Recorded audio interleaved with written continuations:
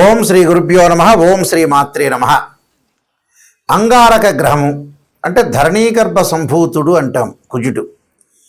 ఈ అంగారక గ్రహము జనవరి 16వ తారీఖు నుంచి ఫిబ్రవరి 23వ తారీఖు వరకు మకర రాశిలో ఉత్తరాషాఢ నక్షత్రంలో ఉచ్చస్థానమైన మకర స్థితిలో, అందులో సహజంగా ఉత్తరాషాఢ నక్షత్రం అంటే రవి నక్షత్రము, రవి కుజులు మిత్రులు.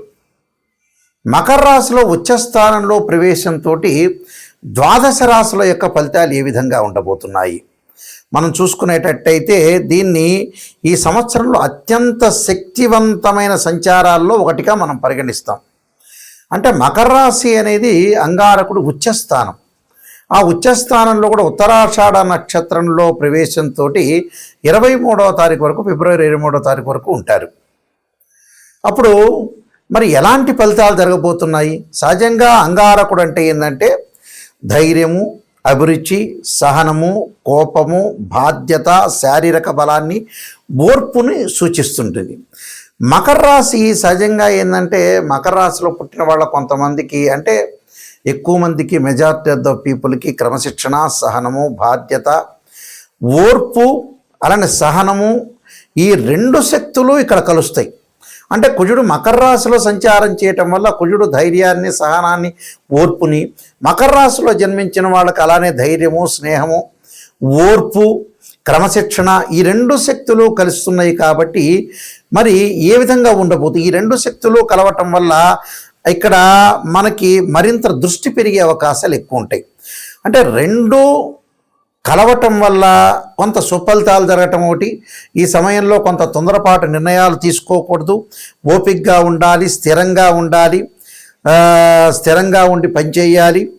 నిజమైన ప్రయోజనాలు పొందే అవకాశాలు ఎక్కువ ఉంటాయి. కోపశక్తిని కూడా, అంటే కోపాన్ని కూడా నియంత్రణ చేసుకోవాలి. అలానే సరైన సమయంలో ముందుకు సాగాలి.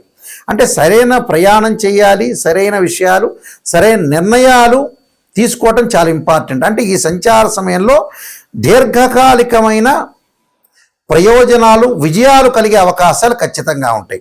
కాబట్టి మనం ఎలాంటి నిర్ణయాలు తీసుకోవాలి, అంగారకుడి యొక్క ప్రభావం ఏ విధంగా ఉండబోతుంది, ఇవన్నీ కూడా గోచారరీత్యా చెప్పబడే ఫలితాలు. అంటే పదే నేను చెబుతున్నాను, చాలా జాగ్రత్తగా వినండి.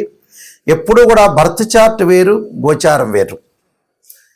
అంటే ఏమిటి గురువు గారు, నాయకంటి గారు గోచారం గురించి చెబుతున్నారంటే, ఆవగింజంతైనా అదృష్టం ఉండాలి.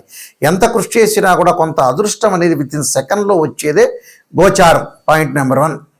పాయింట్ నెంబర్ 2 ఏమిటి? Birth chart. బర్త్ చార్ట్ అంటే ఏంటంటే జన్మలగ్నాన్ని నుండి మనం లెక్క వేస్తుంటాం. జన్మలగ్నం నుంచి ద్వాదశ భావాలు ఏ విధంగా ఉన్నాయి. ద్వాదశ భావాలు అంటే తనుభావము, ధనభావము, ద్వితీయ భావం అంటారు, తృతీయ భావం సోదర భావం, చతుర్థ భావం మాతృభావం, గృహము, వాహనాలకు సంబంధించిన భావం, 5వ భావం అంటారు, పంచమ భావం అంటారు, దాన్ని సంతాన భావం అంటారు. అలానే సంతానం కలగటం ఎలాగుంటుంది, అలాంటి సంతాన భావం తర్వాత 6వ భావం శత్రువులు, రోగాలు, రుణాలు, 7వ భావం కళత్ర భావం అంటారు. కళత్ర భావం అంటే వివాహము, 8వ భావం ఆయుష్ భావం అంటారు, ఆడవాళ్ళకు వచ్చేటప్పటికలా మాంగళికి సంబంధించిన భావం అంటారు. అంటే భర్త యొక్క క్యారెక్టర్ని అనాలిసిస్ చేసే భావం అంటారు. అలానే మనకి 9వ భావం భాగ్యభావం అంటారు. భాగ్యం ఎలా కలుగుతుంది, ఫైనాన్షియల్ పరంగా ఇంక్రీజ్ ఎలా అవుతారు. అలానే 10వ భావం అంటారు, అంటే వృత్తి సంబంధించిన భావం అంటారు. ఆ వృత్తి భావం ఏ విధంగా ఉండబోతుంది, ప్రొఫెషనల్ పరంగా వృత్తి, ఉద్యోగ, వ్యాపార రంగాలు ఎలా ఉండబోతుంది. 11వ భావం లాభభావం అంటారు, లాభం ఎలా కలుగుతుంది. వ్యయభావం అంటారు, ఖర్చులు, ప్రేమ, ఇవన్నీ తెలిసేదే వ్యయభావం అంటారు. కాబట్టి ఇవన్నీ కూడా గోచారరీత్యా తెలుస్తాయి. గోచారరీత్యా ఎప్పుడు కూడా రాశిచక్రము, భావచక్రము, నవాంశము, అలానే ఏదైతే ద్వాదశాంశము, త్రింశాంశము, దశమాంశము, అంటే D16 చార్ట్స్ని మనం అనాలిసిస్ చేయాలి. అంటే హోరా చార్టు, అలా రాశి చార్టు, భావచక్రము, ఏదైతే మనకి కుండల్లో 16 లగ్న కుండళ్ళు ఉంటాయో ఆ 16 లగ్న కుండల్లో మనం అంతా కూడా అనాలిసిస్ చేయాలి.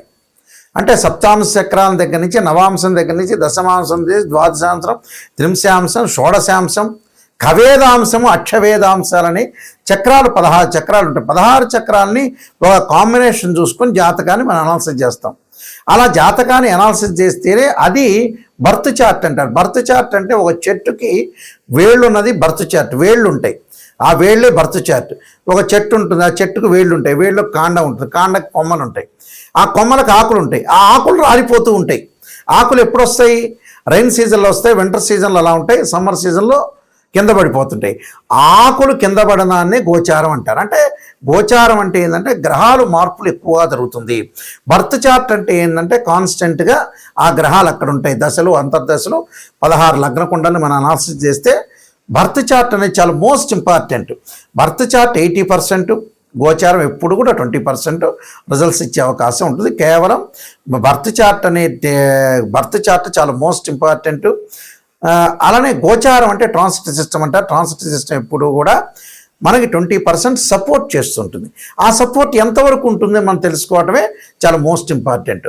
ఈ అంగార గ్రహం ద్వాదశ రాశుల వాళ్ళకి ఎలాంటి ఫలితాలు జరగబోతున్నాయో మనం ఒక్కసారి పరిశీలన చేద్దాం. మీనరాశి వారికి అంగారకుడి యొక్క ప్రభావం ఏ విధంగా ఉండబోతుంది? భాగ్యాధిపతి ద్వితీయాధిపతి అయిన కుజుడు లాభంలో ఉండటం వల్ల కృషికి తగ్గ ఫలితం జరిగే అవకాశాలు ఎక్కువ ఉంటాయి. వృత్తిపరంగా కూడా ద్వారా ప్రయోజనాలు కలిగే అవకాశాలు ఎక్కువ ఉంటాయి. లక్ష్యాలు వేగంగా అభివృద్ధి చెందే అవకాశాలు ఉంటాయి. అధికంగా పనిచేయటం, అలానే అధికంగా మద్దతు లభించే అవకాశాలు, ధనలాభం, ఫైనాన్షియల్ పరంగా ఇంక్రీజ్ అయ్యే అవకాశాలు, ఇన్కమ్ గ్రోత్ జరుగుతుంది, ప్రమోషన్లు జరిగే అవకాశాలు ఎక్కువ ఉంటాయి. నూతన వస్త్రలాభం, సుఖము, సంతోషము, సరైన ప్రణాళికలు వేసుకోవటం, నూతన వ్యాపారాలు, ఆలోచనలు, లిటిగేషన్స్ లేకుండా, అంటే లిటిగేషన్ తగ్గే అవకాశాలు ఎక్కువ ఉంటాయి. ఏదో ఒక విషయం మీద చర్చ జరిగే అవకాశాలు, సెమినార్ జరిగే అవకాశాలు ఎక్కువ ఉంటాయి. కాబట్టి రియల్ ఎస్టేట్ రంగం వాళ్ళకు అనుకూలంగా ఉంటుంది. ఫైనాన్షియల్ పరంగా డెవలప్మెంట్ జరిగే అవకాశాలు ఉంటాయి. రుణాలు తగ్గించుకునే అవకాశం ఉంటుంది. అన్నదమ్ముల మధ్యలో సఖ్యత ఉండే అవకాశాలు ఉంటాయి. ప్రతి పనిలో కూడా కొంత విజయం సాధించే అవకాశాలు ఎక్కువగా ఉంటాయి. అంటే ప్రతి దానిలో కూడా చాలా అద్భుతమైన రిజల్ట్స్ వచ్చే అవకాశాలు ఎక్కువ ఉంటాయి. కాబట్టి అంగారకుడి యొక్క ధ్యానాన్ని మీరు చేయండి. మంగళవారం రోజున అంగారకాయుధే సిద్ధి వస్తాయి ధీమే తన్నో భౌమ ప్రచోదయాత్ అనే మంత్రాన్ని చక్కగా చదవండి. మంచి జరిగే అవకాశాలు ఖచ్చితంగా ఉంటాయి. మనకి కుజుడు యొక్క ప్రభావం అనేది చాలా మోస్ట్ ఇంపార్టెంట్. కుజగ్రహం అనేది మనకి జాతకంలో అనుకూలంగా లేకపోతే, అంటే గోచారరీత్యా సహజంగా వాళ్ళ రాశి దగ్గర నుంచి 3, 6, 11 స్థానాల్లో ఉంటే సుఫలితాన్ని ఇస్తాడు. మిగతావి మిశ్రమైన ఫలితాలు ఉంటాయి, మిగతావి చెడు ఫలితాలు ఉంటాయి. ఇది గోచారం. అదే బర్త్ చార్ట్ ప్రకారంగా మనం చూసుకునేటట్టయితే వాళ్ళ జన్మలగ్నం నుంచి 2, 4, 7, 8, 12 స్థానాల్లో కుజుడు ఉంటే దాన్ని కుజదోషం అంటారు. కొన్ని నక్షత్రాల కుజదోషం వర్తించదు, కొన్ని రాసులకి, కొన్ని లగ్నాలకు కూడా కుజదోషం అనేది వర్తించదు. అయితే ఇక్కడ అంగారక గ్రహం యొక్క ప్రభావం ఏ విధంగా ఉంటుంది, దాని నివారణ ఎలా చేసుకోవాలంటే సహజంగా అంగారకుడి యొక్క హోమము, అంగారకాయుధే శక్తి అస్తాయి ధీమే తన్నో భౌమ ప్రచోదయాత్ అనే మంత్రాన్ని, తత్పురుషాయుధే మహాసేనాయ ధీమే తన్నో షణ్ముఖ ప్రచోదయాత్ అనే మంత్రాన్ని చక్కగా చదువుకోవాలి. అంటే తత్పురుషాయుధే మహాసేనాయ ధీమే తన్నో షణ్ముఖ ప్రచోదయాత్ అనే మంత్రాన్ని చదువుకోవాలి. లేకపోతే అంగారక గాయత్రి మంత్రం. ఇక సహజంగా అందరికీ తెలిసింది ఏంటంటే ధరణీగర్భ సంభూతం విద్యుత్కాంతి సమప్రభం కుమారశక్తి అస్తంచ మంగళం ప్రణమామ్యం. అంటే కోర్టు సమస్యలున్నా, అన్నదమ్ముల మధ్యలో గొడవలు జరుగుతున్నా, పిత్రార్జిత సమస్యలున్నా, కెమికల్ కంపెనీ వాళ్ళు కానీ, రియల్ ఎస్టేట్ వాళ్ళు కానీ, కన్స్ట్రక్షన్స్ వాళ్ళకి కానీ, ఎవరికైతే వివాదాలు, ఆర్గ్యుమెంట్స్, పోలీస్ స్టేషన్లు, కోర్టు సమస్యలు ఉంటాయో వీళ్ళందరూ కూడా తప్పకుండా అంగారకుడి యొక్క ఆరాధన, శ్రీ వల్లీ దేవసేన సంస్థ సుబ్రహ్మణ్య స్వామి యొక్క ఆరాధనకి చేయాలి. వివాహం కాని వాళ్ళు కూడా ఖచ్చితంగా అంగారకుడి యొక్క జపం, అంగారకుడి యొక్క హోమం, అలాగనే కందులు దానం చేయటం, ఎర్రని వస్త్రము, ఎర్రని గొడుగు, ఎర్రని చెప్పులు, ఎర్రని పూలు లాంటివి దానం చేయటం వల్ల కూడా వీళ్ళకి మంచి జరిగే అవకాశాలు ఖచ్చితంగా ఉంటాయి. నిజంగా ఎవరైనా సరే జాతకాన్ని తెలుసుకునే వాళ్ళు నెగిటివ్ అయినా పాజిటివ్ అయినా తెలుసుకోవాలి. చాలామంది కూడా ఈ మధ్యకాలంలో ప్రతి సంవత్సరం కూడా బాగానే ఉందండి గురువు గారండి, ఈ సంవత్సరం బాగుంటుంది, వచ్చే సంవత్సరం బాగుంటుంది, గురువుల దగ్గరికి వెళ్ళంగానే ప్రతి వాళ్ళు అలా చెబుతూ ఉన్నారు ఈ మధ్యకాలంలో. అవన్నీ కూడా గోచారీత్యా చెప్పబడే ఫలితాలే కానీ బర్త్ చార్ట్ అనుసరించి కావు. అందువల్ల మా దగ్గర ఎవరైతే జాతకాన్ని మనం కన్సల్ట్ చేస్తారో వాళ్ళకి నెగిటివ్ అయినా పాజిటివ్ అయినా తెలుసుకునే వాళ్ళు మాత్రమే నా దగ్గర ఫోన్ చేయండి.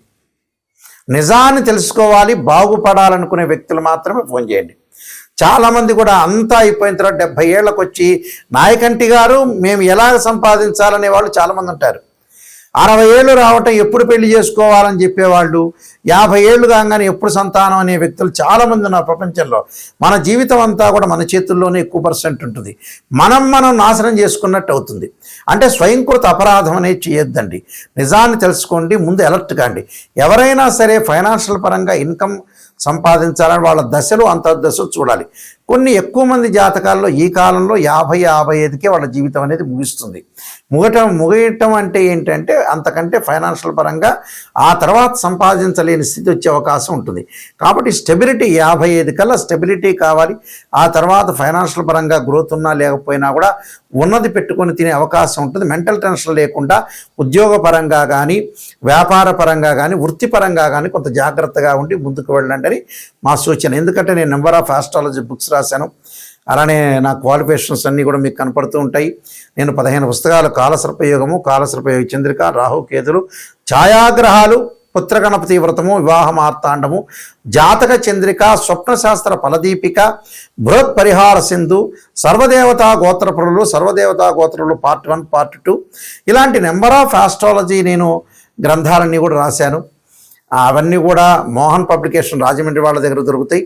మా దగ్గర కావాలంటే కూడా మా దగ్గర కూడా మేము పంపిస్తాము. www.nayakanti.com, www.nayakanti.in చూడండి.